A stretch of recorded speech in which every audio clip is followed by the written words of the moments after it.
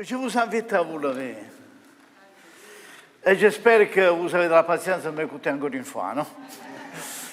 Alléluia. On va lire dans l'évangile de Jean, vous avez le verset, dans le chapitre 4, verset 9, et après dans le 29 jusqu'au 42. Alléluia. Le Seigneur soit loué. Je vous le fais en français aujourd'hui, hein? C'est d'accord? J'essaie, hein? Alléluia. Donc, verset 9, il nous dit, la femme samaritaine lui dit, comment toi, qui es juif, me demandes-tu à boire à moi, que je suis une femme samaritaine? Les Juifs, en effet, n'ont pas de relation avec les Samaritaines. Et après, on va dans le verset 29. Venez voir, un homme qui m'a dit tout ce que j'ai fait. Ne serait point le Christ? Ils sortirent de la ville et ils vinrent vers lui. Pendant ce temps, les disciples le pressaient de manger, disant, Rabbi, mange. Mais il leur dit, j'ai à manger une nourriture que vous ne connaissez pas. Les disciples se disaient donc les uns aux autres, quelqu'un lui aurait apporté à manger. Jésus leur dit, ma nourriture est de faire la volonté de celui qui m'a envoyé et d'accomplir son œuvre. Ne dites-vous pas qu'il y a encore 4 mois jusqu'à la moisson? Voici, je vous le dis, levez les yeux et regardez les champs qui déjà blanchissent pour la moisson.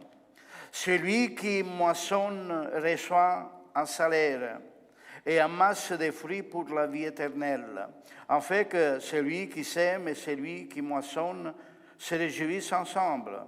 Car en ceci, ce qu'on dit est vrai. Autre est celui qui sème et autre celui qui moissonne. Je vous ai envoyé moissonner ce que vous n'avez pas travaillé. D'autres ont travaillé et vous êtes entrés dans leur travail. Plusieurs Samaritaines de cette ville crurent en Jésus à cause de cette déclaration formelle de la femme. Il m'a dit tout ce que j'ai fait. Aussi, quand les Samaritaines vinrent le trouver, ils le prièrent de rester auprès d'eux. Et il resta là 2 jours. Beaucoup plus grand nombre de crurent à cause de sa parole. Et il disait à la femme, ce n'est plus à cause de ce que tu as dit que nous croyons, car nous l'avons entendu nous-mêmes, et nous savons qu'il est vraiment le Christ, le Sauveur du monde. Sois béni ton nom, Seigneur. Nous remettons ce message dans tes mains, que tu puisses, Seigneur, nous bénir avec cette parole aujourd'hui, car ta parole nous fait vivre, il nous donne la joie, l'espérance, il nous donne le bonheur. Merci pour cette parole qui provient du ciel. Alors parle par ma bouche et par mon cœur ce matin, au nom précieux de Jésus-Christ. Amen. Amen. Vous pourrez vous asseoir. Le Seigneur est bon. Voilà, vous voyez le thème d'aujourd'hui, un juif pas comme les autres. Ah oui, les hommes, ils ne sont pas tous les mêmes. Hein? Il y en a des bons, il y a des mauvais, il y a des grands, il y a des bas, il y a des gros, des petits, de toutes sortes. Et Jésus, c'était un juif de la tribu de Juda. Mais c'était un juif pas comme les autres. Pourquoi? Qu'est-ce qui changeait? Ben, il y a beaucoup de choses. Hein? Et en effet, ce chapitre 4 de l'évangile de Jean, il nous révèle des choses très, très profondes. C'est une belle histoire, la conversion de cette dame qui se cachait à les yeux de tout le monde et qui trouve vraiment la liberté de vivre. Pourquoi Jésus se trouvait dans ces lieux, à Samarie? Ben, vu que sa popularité devenait assez grande, il baptisait plus disciples que Jean. Et ça, il était venu à l'oreille des pharisiennes qui haïssaient Jésus. Et alors, pour éviter, parce qu'il n'était pas encore l'heure pour lui de mourir, il a voulu quitter la Judée et retourner en Galilée, à Nazareth. Mais il devait passer par la Samarie. La Samarie, géographiquement, il est placé au centre de la Palestine, si on veut, de la terre de Canaan. On a la Galilée au-dessus, on a Samarie, après on a la Judée. Soit qu'on descende, soit qu'on monte, on doit traverser la Samarie. Mais la Samarie, c'était aussi des Hébreux. Ce n'était pas un peuple à part. C'était des Hébreux. Vous devez connaître un peu l'histoire pour connaître un peu cette situation. Et il y avait eu une scission à l'époque où le peuple d'Israël, le peuple juif, il a été conduit à Babylone. On sait que l'histoire, il a resté 70 ans esclave prisonnier de Babylone, mais les Samaritains, qui c'était un peuple plus pauvre, il a été laissé sur leur terre. Et après, ils se sont mariés avec des étrangers. Il est devenu un peuple excommunié par les Juifs. Pour eux, ils s'étaient contaminés avec des femmes étrangères, et il a commencé de la haine contre les Samaritains. Il y a de belles histoires qu'il faut savoir. Et alors, qu'est-ce qui s'est passé quand les Juifs y sont rentrés pour reconstruire le temple? Il avait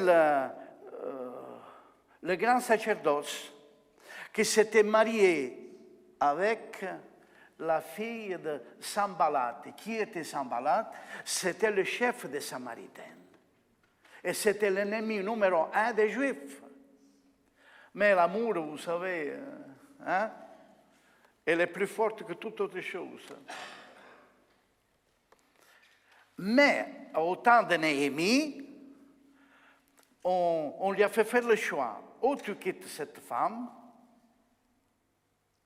et tu restes dans ton travail de grand sacerdoce, ou bien tu pars. Qu'est-ce qui s'est passé? Lui, il a choisi l'amour, de ne pas quitter son épouse. Il a dû quitter la Judée. Il a été vivre avec sa femme à Samarie. Et le bon père, Sanballat, pour le consoler, il a dit, on va construire un temple semblable à celui de Jérusalem. Comme ça, tu restes comme son sacerdote, en fait, le grand sacerdoce. Et voilà qu'ils ont construit un temple. Joseph Flavius, il raconte par détail tout ça. Voilà pourquoi la Samaritaine, il dit, nos pères, ils l'ont adoré sur ces lieux. Parce qu'il était devenu un temple comme celui de Jérusalem, avec toutes les fonctions. parce que c'était des Hébreux. Et alors il dit à Jésus, il dit, vous dites que le lieu d'adoration, c'est à Jérusalem, quand nos pères l'ont adoré. Alors Jésus, il lui dit que les vrais adorateurs, ils n'ont plus du temple pour adorer, mais les vrais adorateurs adoreront Dieu en esprit et en vérité. Et récemment, en 1983, une équipe d'archéologues, ils ont travaillé sur cette montagne Koretsin de Samarie et ont retrouvé les fondements de ce temple. Donc, ça, c'est l'histoire. Mais il y a eu toujours la haine entre les Juifs et les Samaritains. Ils ne se disaient même pas bonjour quand ils se voyaient. Quand ils se voyaient, ils avaient la tronche les uns vers les autres, pour rien. Mais il a fallu qu'ils viennent un Juif différent des autres pour rétablir l'harmonie entre ces deux peuples qui en réalité c'était qu'un seul peuple. Donc, le premier point de ce message, c'est que Jésus, il est venu nous exprimer comment on doit traiter nos ennemis.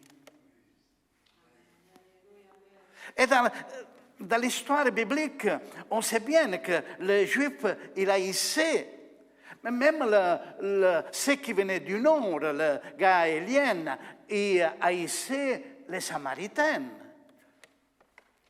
Et ça, il nous fait comprendre, frères et sœurs, que souvent nous, on a des ennemis au mieux de nous, vu que Samarie se trouve au centre. Les ennemis des Juifs et des Galiléens, c'était les Samaritains étaient au centre. Et ils les rencontraient tout le temps. Où tu vas, où tu viens, on rencontre toujours nos ennemis. Normalement, nous, les chrétiens, on ne doit pas avoir des ennemis, non? Ah, personne ne dit Amen. On ne doit pas avoir des ennemis. On ne doit pas en avoir.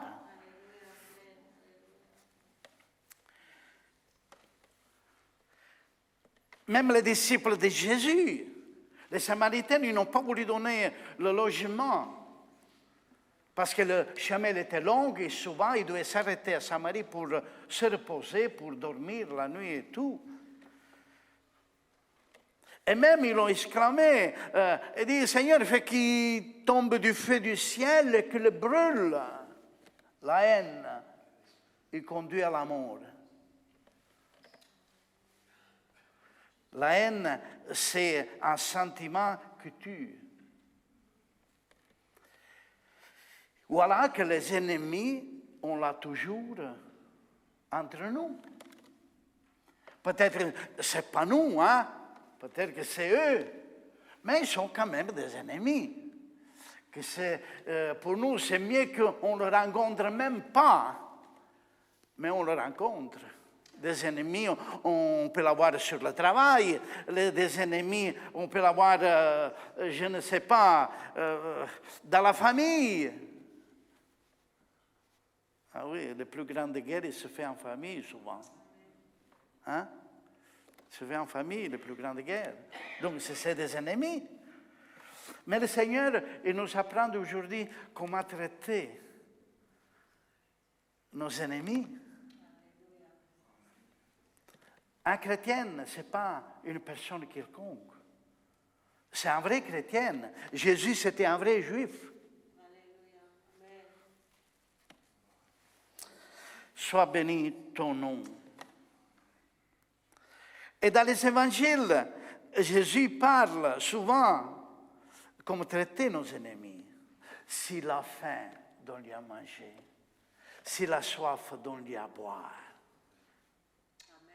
Mes ennemis, mais Seigneur, qu'est-ce que tu dis? De donner à manger à celui-là, mais qui crève. Comme ça on dit, non. C'est pas ça. Jésus ne dit pas ça. Parce qu'il est dans le cœur. Même chrétienne, vous savez, souvent cette expression, il sort de notre bouche.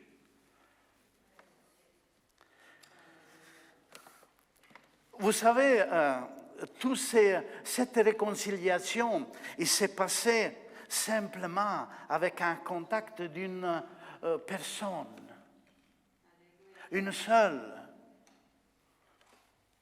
Jésus savait qu'à cette heure, il devait rencontrer quelqu'un. Ça n'a pas été un cas exceptionnel. C'était bien prévu tout ça. Et voilà que cette rencontre, il se passe autour d'un puits. Que Jacob même, que la Samaritaine, il appelle notre père Jacob. Donc ça veut dire que c'était des frères et sœurs juifs et samaritains. C'était de la même famille. Et pour 400 ans, ils se sont haïs. Les guerres. Comme je répète, Sanballat et Tobie, ils étaient les ennemis les plus acharnés des Juifs. Ils voulaient participer à la reconstruction du temple de Jérusalem. Les Juifs n'ont pas voulu leur aide. Sois béni ton nom, Seigneur. Et alors voilà cette rencontre. C'est Jésus qui pose la première question. C'est Jésus qui veut casser tout de suite les barrières. Avec une expression de sympathie, il lui dit, femme, donne-moi à boire. Simple. Donne-moi à boire. On connaît cette histoire. Je ne voudrais pas me trop arrêter parce qu'on peut préparer beaucoup de messages sur ce chapitre. Elle, il a été surprise en disant, mais toi tu es un juif. Tu es un juif et tu oses parler à une samaritaine. Vous savez qu'il n'y a plus de relation entre nous. Alléluia. On peut toujours faire la paix, non? Avec nos ennemis.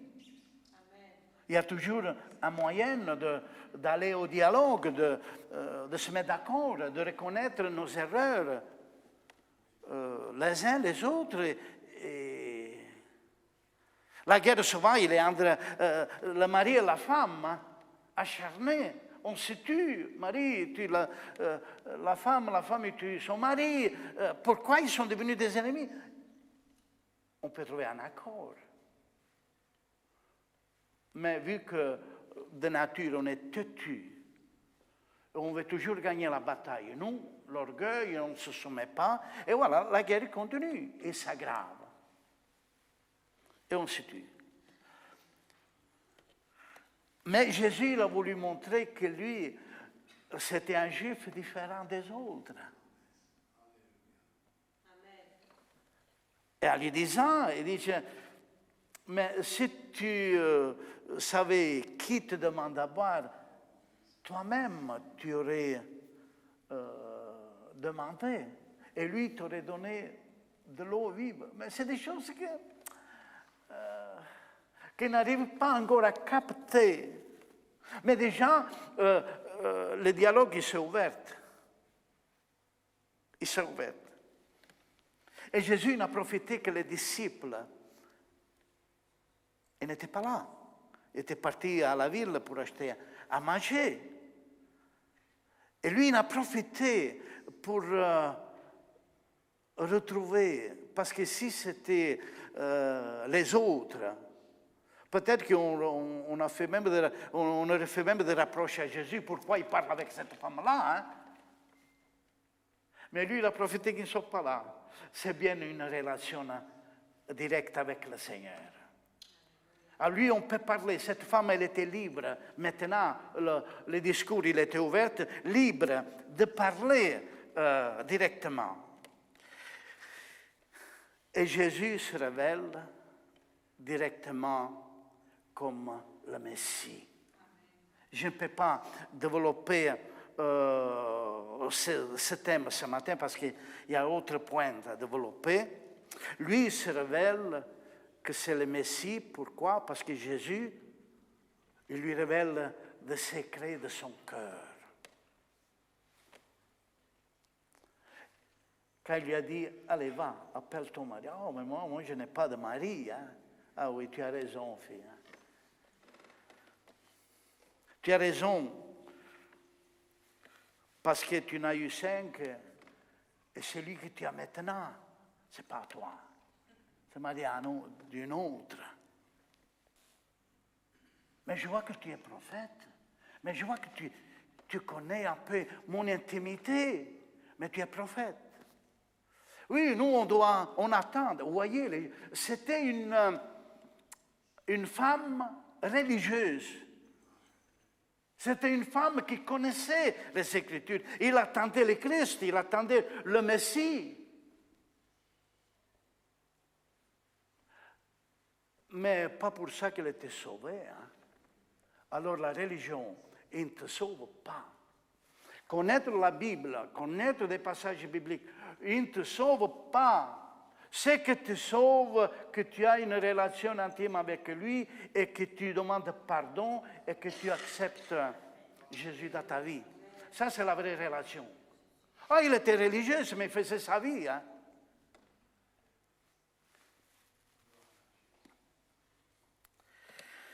Sois béni ton nom. Et alors, quand il attend tout ça, laisse sa cruche près du puits et file vers la ville. Ah, il dit, j'ai rencontré quelqu'un qui m'a dit tout ça. Ah, il n'était plus gêné maintenant. Il m'a dit tout ce que j'ai fait. Il ne serait pas le Christ.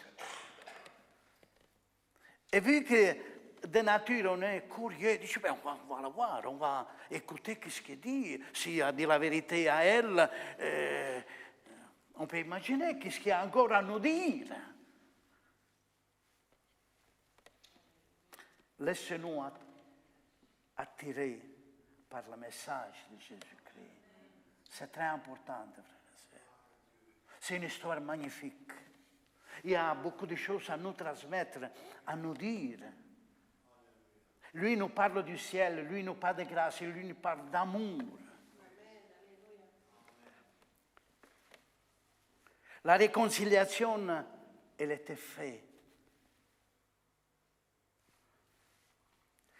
Pour le 12e point, c'est que le Seigneur, il veut partager la vision du besoin dans l'œuvre de Dieu. Alors, pendant que la femme y part en ville et qu'après ils reviennent, les disciples arrivent, mais Jésus, il n'a pas faim. Dans son cœur, il y avait des choses plus importantes. Le manger, souvent, nous, on le met en première place. Un vrai juif, non, il y a d'autres priorités. Il dit, mon manger, c'est de faire la volonté de mon Père. Vous savez, maintenant, vous êtes en train de manger. Oui ou non? Vous êtes en train de manger, vos âmes sont en train de se nourrir de la parole que j'ai en train de lire et d'expliquer. Vos âmes, ils ont besoin de ça. Vous êtes bien à table, bien assis, et vous mangez la fourchette, le couteau et la cuillère. Mais vos âmes, ils mangent. On a besoin d'aller au culte tous les dimanches, tous les jeudis. Ah, Dieu, le jeudi, ce n'est pas trop intéressant. C'est vrai? Vous devez venir à la prière pour vous fortifier, pour intervenir à vos besoins. Vous devez prier, on doit prier, insister si nous voulons le réveil. Le salut de votre mari, le salut de votre femme, le salut de votre enfant. Il faut combattre sur les genoux. c'est pas ça le message encore. Maintenant, le Seigneur, il se tourne vers les disciples. Et il se trouve à Samarie. Il se trouve sur le territoire de Samarie. Et Jésus dit à ses disciples, voici, je vous l'ai dit, levez les yeux. Souvent, nos yeux sont abaissés. On ne voit pas la réalité des choses. Parce que l'homme de nature, il regarde par terre. On est concentré sur nos affaires, on ne regarde pas la vision qu'il y a devant nous. On est trop occupé. Et Jésus veut partager. Alors il dit, levez les yeux, levez la tête. Souvent on doit lever pour voir plus loin le besoin qu'il y a. Parce que nous, souvent, on est concentré sur notre petit monde. Et alors, on ne regarde pas le besoin qu'il y a autour de nous. Il ne faut pas vous endormir. Hein? Je n'ai encore pour quelques moments. Ouais. Donc, je vous l'ai dit, levez les yeux et regardez les champs qui déjà blanchissent pour la moisson. Donc, c'était le point de repère. Quand la moisson est prête, les champs de blé deviennent blancs, dorés. Mais en réalité, ils ne voyaient pas ça. Parce qu'il devait attendre encore 4 mois. Même s'il levait les yeux, il ne voyait pas le champ. Mais il devait comprendre qu'il se trouvait sur un territoire où il devait avoir une récolte grande des âmes. Et ils l'ont bien compris. C'est terminé la haine contre ton frère et ta sœur. C'est un champ prêt pour être moissonné pour la gloire de Dieu, pour le royaume de Dieu. Et pas que vous voulez qu'il descende du feu du ciel et qu'il brûle. Pauvres gens, selon vous, qui doivent être brûlés. Mais Jésus, il était venu, les Juifs, différents des autres, il est venu pour sauver aussi les Samaritaines. Si lui n'aurait pas venu, la haine, il aurait continué. Le Seigneur, il a changé beaucoup de cœurs au milieu de nous parce qu'on avait des ennemis autour de nous. Et pour nous, il devait mourir, il devait disparaître, il devait être maudit.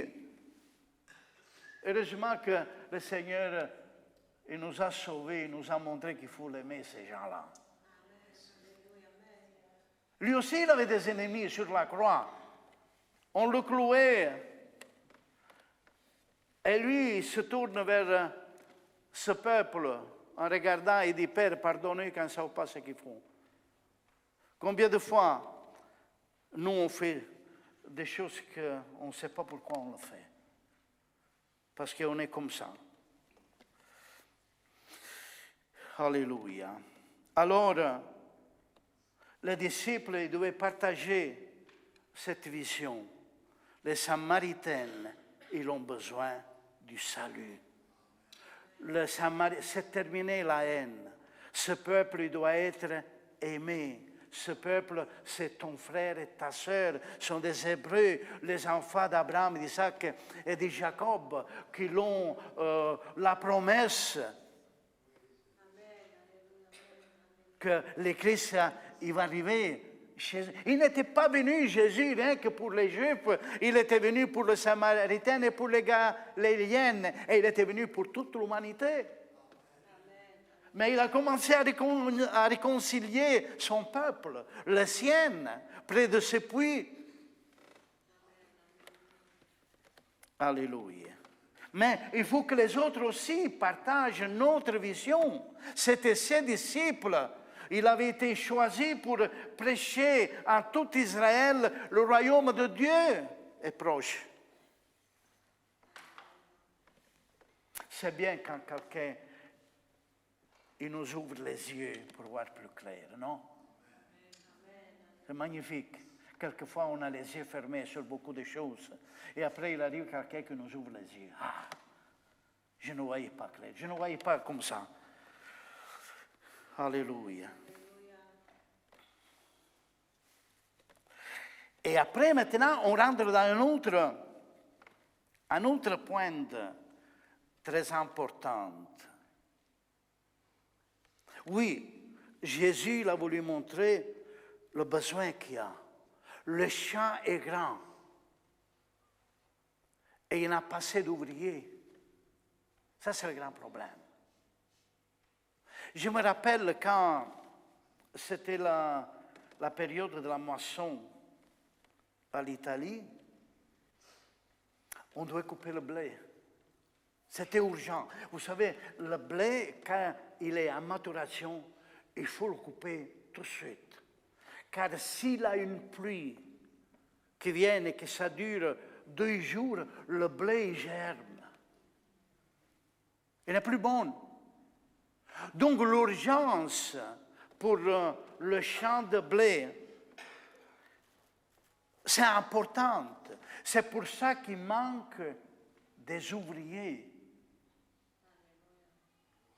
Aujourd'hui, il y a très peu de gens qui annoncent l'Évangile.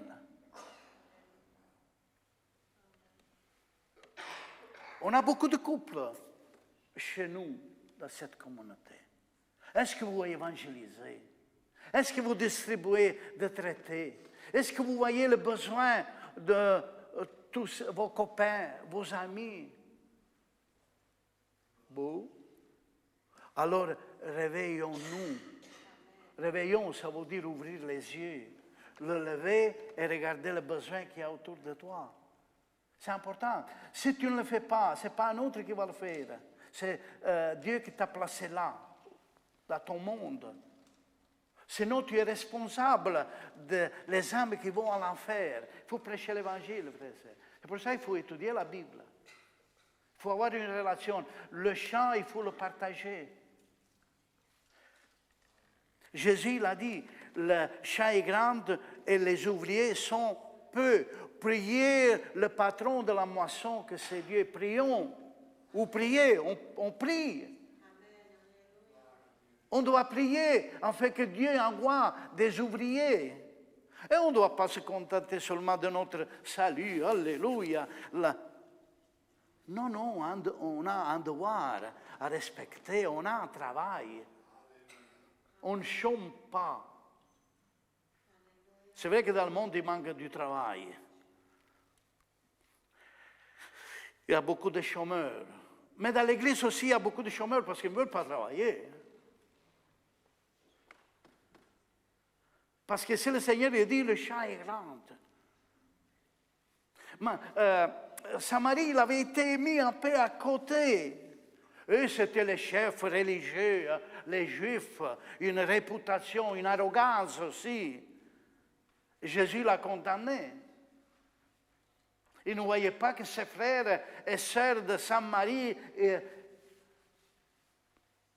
il était rejeté. Alléluia.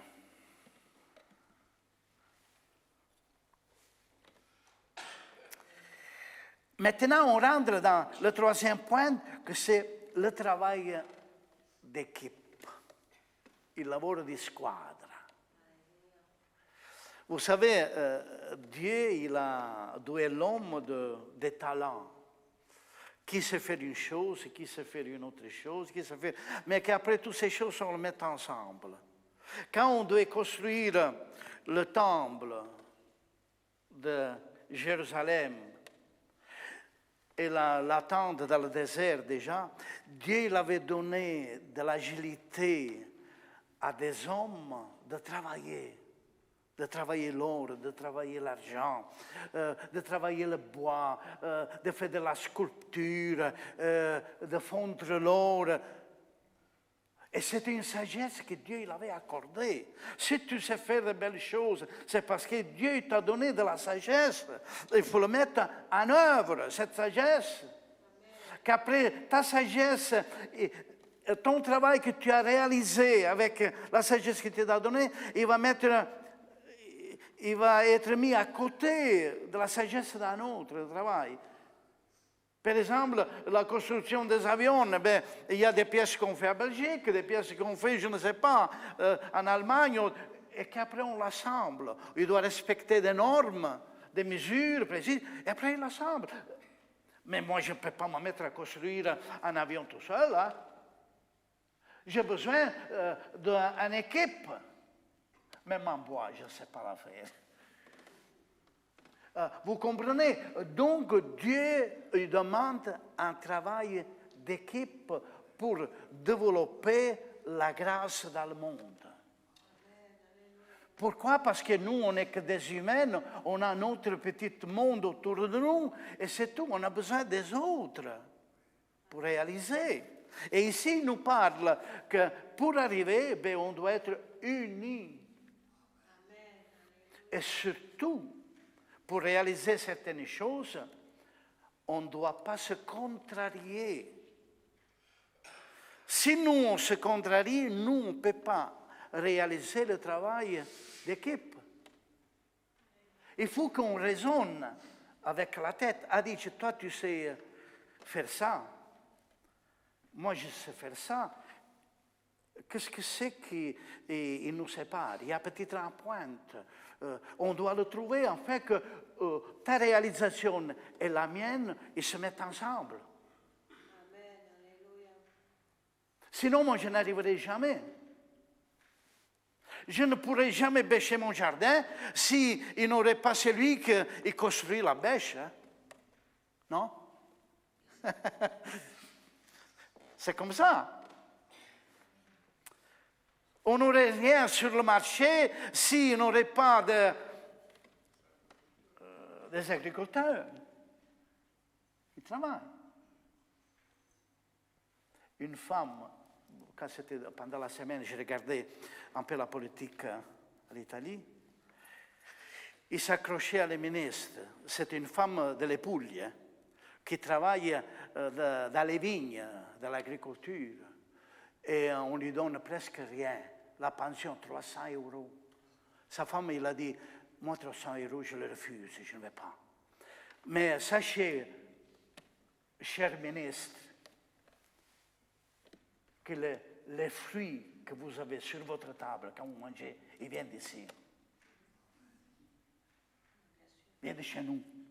Vous êtes assis sur vos sièges, mais les fruits de votre table, ils viennent de chez nous. Ça, c'est des leçons. Pourquoi eux aussi, ils ont besoin des agriculteurs, non?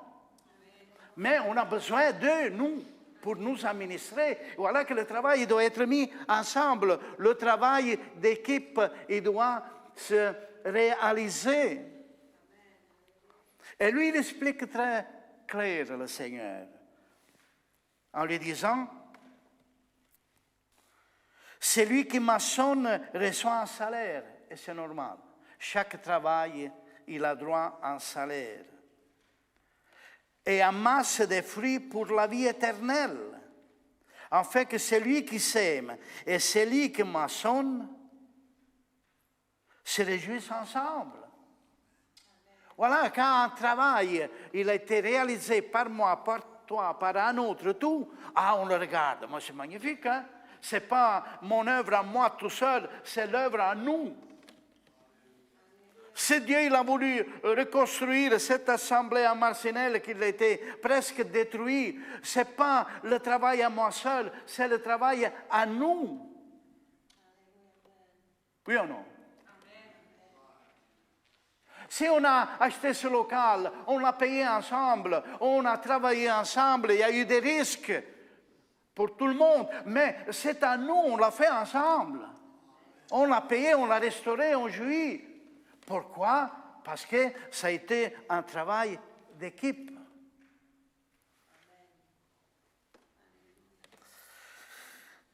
Alléluia. Et Dieu, il veut que la joie de ceux qui travaillent et qui réalisent les choses ensemble.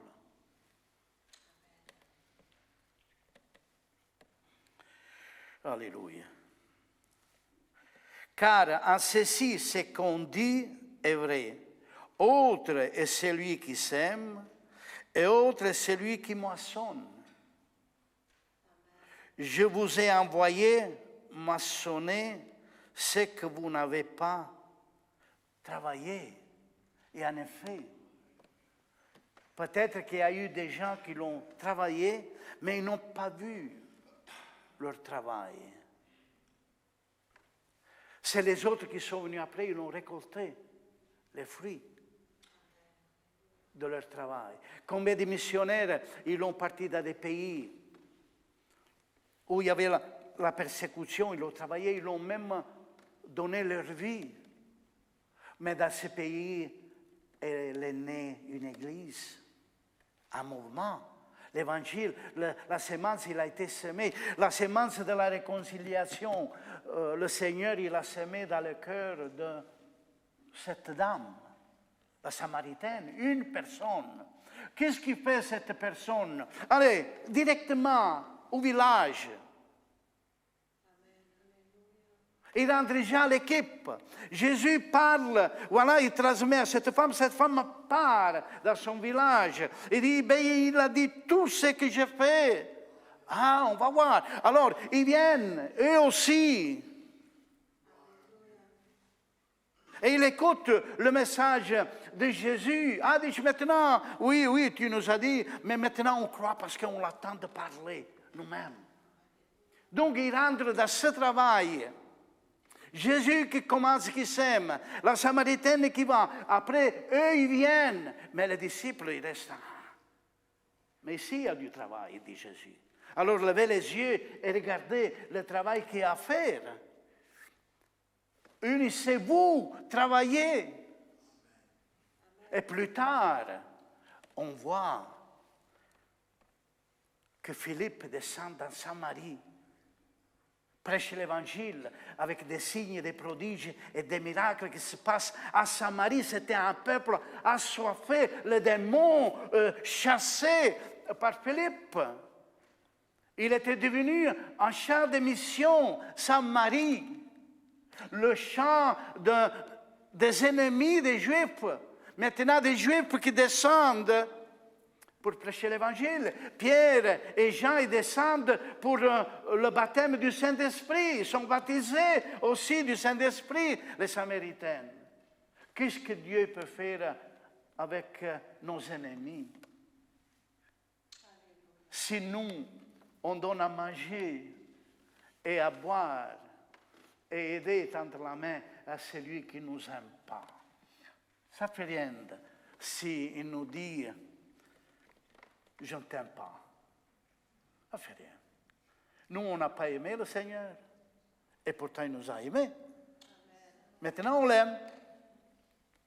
Hier soir, on va dans une famille serbe. Il nous avait demandé de lui apporter une Bible en italienne à Charleroi Nord. Et la femme, le mari n'était pas là, la femme, tout triste, dit, frère, moi aussi je suis chrétienne et je suis baptisée, mes parents ils sont en Allemagne, ils sont baptisés aussi, mais mon mari, il ne veut pas. Il ne veut pas. Je lui dis, pour commencer, réjouis-toi un petit peu. Il ne faut pas être triste parce que tu es un enfant de Dieu. Et la joie, il doit être sur ton cœur. Et le Seigneur, il va faire le reste. Et après, il rentre son mari. On était, moi, ma femme, et un frère belge, le frère Simonet. Il rentre son mari, il nous regarde, s'enfile dans la cuisine et ferme la porte. La femme dit, tu vois, dit, quand mon mari n'est pas là, je vais te téléphoner et vous venez prier ici. Le mari m'aime. Et nous, on ne le connaissait pas. Et comme si nous frappe la porte dans le visage. Vous voyez, mais cet homme, il peut devenir un homme de Dieu. Dieu peut changer le cœur. Dieu peut changer une Samaritaine qui a eu 6 maris. Il peut changer le cœur de n'importe qui. Et alors il devient frère. Mais il a changé le cœur de l'apôtre Paul. C'était un criminel, un ennemi des Juifs, du peuple de Dieu. Dieu peut changer les situations. J'ai fini, frères et sœurs. Alléluia. Mais ce que vous n'avez pas travaillé, donc d'autres ont travaillé et vous êtes rentrés dans leur travail. On a travaillé, j'ai travaillé avec vous 37 ans, maintenant un autre jeune qui rentre, il rentre dans notre travail. Et des autres qui font autre chose, qui travaillent pour l'école du dimanche, qui travaillent pour l'administration. Et voilà, l'œuvre de Dieu va continuer. Hein? Nous, on n'est pas éternels. Quelquefois, nous, on doit laisser notre travail et le laisser à les autres. Ils rentrent dans notre travail. L'évolution, le développement, il arrivait comme ça. J'ai suivi une émission sur Leonardo da Vinci, qui il fête 500 ans cette année ici. Cet homme-là, c'était un savant de l'époque. Il a même promis pour se faire engager, parce que c'était un ouvrier, à la cour d'un grand homme à Milan, que lui savait même construire des machines de guerre. Avait l'idée de l'avion, il avait un savant. Mais après, il est mort. Il est mort. Il a dû quitter le travail. Mais les autres, ils ont repris son travail. Ils l'ont étudié, il a rentré. Nous, on doit rentrer dans le travail des autres. Et les autres, ils doivent rentrer dans notre travail pour accomplir la volonté de Dieu sur terre. C'est important. Parce que le royaume de Dieu, il se construit avec sa parole.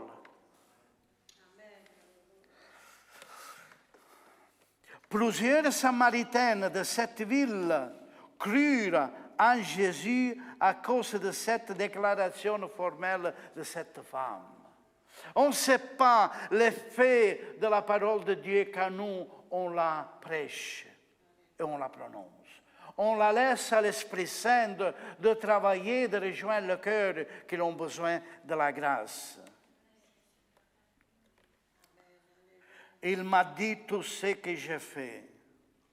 Aussi, quand les Samaritains vinrent le trouver, ils le prièrent de rester auprès d'eux.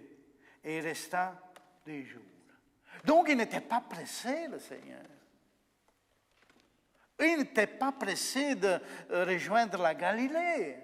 On lui a dit, ben, reste. Mais il avait besoin, ce peuple. Et il a resté même ses disciples, hein? Obligés. Mais après, peut-être qu'ils se sont calmés. Hein? Quand il a vu l'amour de Jésus vers ces Samaritaines, et qu'il a dit, ben, restez. Ah, maintenant, je peux rester 2 jours. L'autre fois, nous avait dit, non, il ne faut pas. Hein? Maintenant, on lui ouvre les portes. Pourquoi Jésus il a brisé la haine de ces gens-là? Et il peut le faire même chez nous. Combien de problèmes, combien de portes fermées on a. Dieu il peut l'ouvrir, vous savez. Tout dépend de notre relation avec lui. Donc, pourquoi il a resté 2 jours? Qu'est-ce qu'il a fait pendant ces 2 jours? Sûrement, il a eu aussi des miracles à Samarie. Sûrement, il a guéri. Il a montré vraiment que lui, il était le Christ. Il s'est révélé directement, c'est moi, le Christ que vous attendez depuis des siècles et des siècles. Seulement, frères et sœurs, avec ce travail d'équipe, il peut nous apporter à avoir quelque chose de positif dans nos vies, dans notre famille, dans la communauté est partout. Je le répète, la Bible nous dit que le chrétien, c'est une lettre ouverte. Alors, lisez-moi. Et si nous, on a le Christ, l'Évangile à nous, eh bien, il lit que l'histoire du Christ à nous. Notre comportement, il a sa valeur dans l'Évangile de la grâce. Alléluia. Donc, c'est très important que nous, on retienne ces 3 points d'aujourd'hui. Il y a des autres points cachés que je n'ai pas voulu développer aujourd'hui. Mais ces 3 points, comment se comporter avec nos ennemis. Jésus nous le donne l'exemple. Partager la vision du besoin qu'il y a dans le monde. Pas seulement Marcinelle, mais aussi la vision avec les autres communautés, des autres organisations. Dieu nous appelle à porter l'évangile où il n'y en a pas. Et pas autre chose, l'évangile. Et le 3e point, le travail d'équipe, c'est très important pour une communauté, pour se développer. C'est très important. Retenez ces 3 points et que Dieu nous bénisse aujourd'hui. On va se lever et je redonne la place à Joseph d'achever.